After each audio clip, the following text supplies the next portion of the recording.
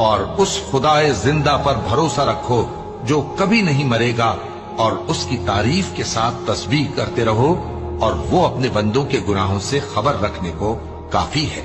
وہی جس نے آسمانوں اور زمین کو اور جو کچھ ان دونوں کے درمیان ہے 6 دن میں پیدا کیا، پھر عرش پر جلوہ افروز ہوا۔ وہ جو رحمان یعنی بڑا مہربان ہے، تو اس کا حال کسی باخبر سے دریافت کر لو۔ اور جب ان کفار سے کہا جاتا ہے کہ رحمان کو سجدہ کرو، تو کہتے ہیں اور رحمان کیا ہوتا ہے؟ کیا جس کے لیے تم ہم سے کہتے ہو ہم اس کے آگے سجدہ کریں؟ اور وہ اس بات سے اور بدکتے ہیں۔